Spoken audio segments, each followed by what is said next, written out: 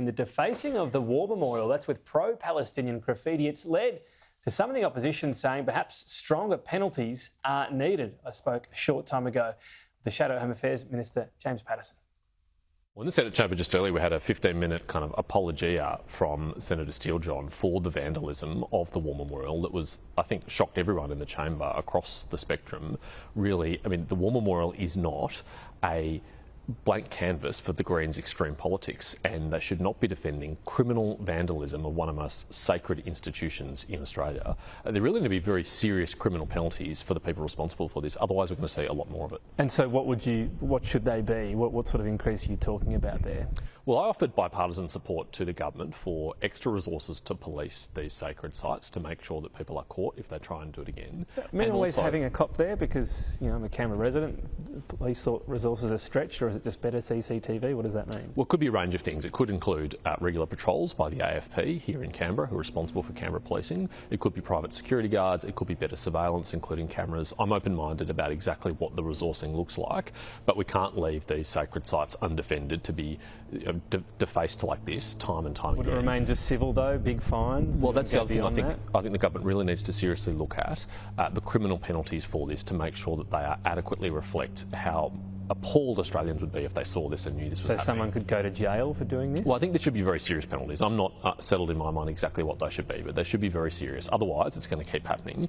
And it's not just sacred sites like war memorials, it's also other Commonwealth places like electorate offices. People obviously feel like they can get away with this, firebombing people's places of work, graffitiing them, vandalising them very seriously. I think until there's action, would be criminal, wouldn't it? Of course it is, very seriously. So criminal. Graffiti though, I mean, something like if you're a recidivist and you're not getting the message, that's when a jail term might be on the table? Look, I'm not going to speculate about that, except to say that I think we do need serious penalties, because what's happening here is taxpayers' money is being diverted to do the clean-up. Our sacred sites are being defaced, which they shouldn't be, and people actually their safety is being put at risk, and that's appalling. People who come to work to engage with the community are having that disrupted, and it shouldn't happen. First news poll out since the nuclear policy. It's the biggest drop in the primary vote for the coalition since the election. Some concern? No, I'm very relaxed about this. I think nuclear is the right policy for Australia in the national interest, and I commend Peter Dutton for having the leadership to put it forward. We're not doing this because we hope to get some boost out of the polls. We're doing it because we think it's important for our country. We think that you can't do the energy transition to net zero by 2050 responsibly if you don't have a reliable, zero emissions baseload, affordable energy like nuclear. It must be in the mix. Do you feel like you're starting from behind, though, I guess, in the debate on nuclear, given it's been a long-held bipartisan view to not have it? Are you starting as the underdog on getting this policy to have support?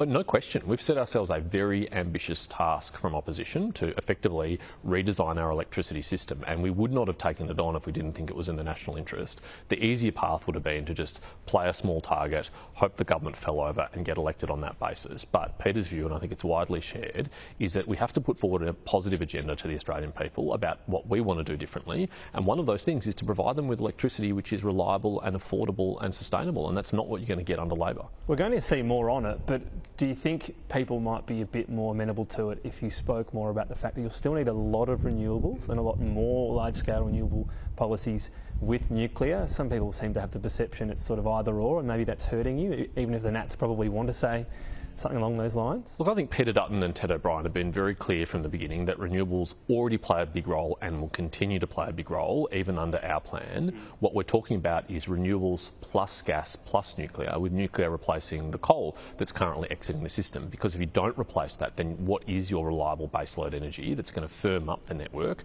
when the sun is not shining or the wind is not blowing? Because we just don't have the storage. Elements, but more storage. Even Labor's plan relies, in theory, on either carbon capture and storage with gas, which is currently commercially not proven, or green hydrogen, which is also not commercially proven. So do you think carbon capture and storage really starts to need to be questioned as to whether that can make part of the mix? Like, does that feel less likely, say, than 5 years ago even? I'm very hopeful that carbon capture and storage for gas will work, because for Australia that means the export opportunities we have from gas will continue. So we've got more interest than any country in the world in making it stack up, but it's just not proven yet. Yeah, but given it's still not proven at that scale, Does it feel like it's getting less likely? Look, I think we should continue to press for carbon capture and storage with gas, because even under our plan of transitioning to low emissions, reliable nuclear technology, we see gas playing a very important transition role in the meantime before nuclear comes online. So we're not abandoning that by any stretch of the imagination. Okay. Foreign student application fee, quietly put out there, I think is the vernacular. So it's going from $700 to $1,600. It's non-refundable.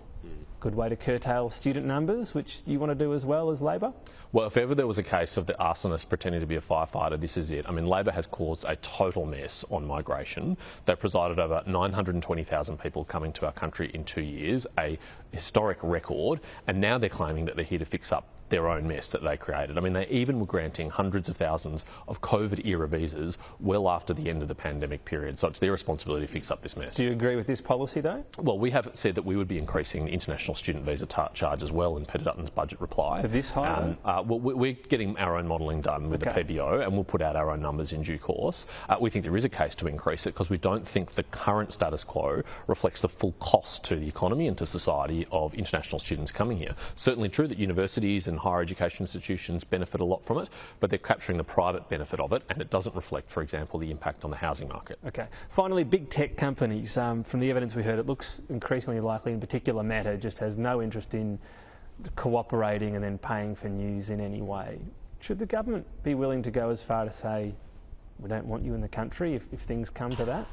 I was flabbergasted by the evidence that Meta gave to the Joint Select Committee on social media last week. It was absolutely extraordinary that they maintained the argument that there's no harm done to young people by their services, that they're kind of completely unaware of the impact of democracy, of their taking away news. I think the government should use the powers the Parliament gave them. They gave them the power to designate a social media platform as a relevant platform for the purpose of the News Media Bargaining Code, and that allows the government to take real steps, and they haven't done so. We appreciate your time on a busy day. James Patterson, thank you. Thanks, Tom.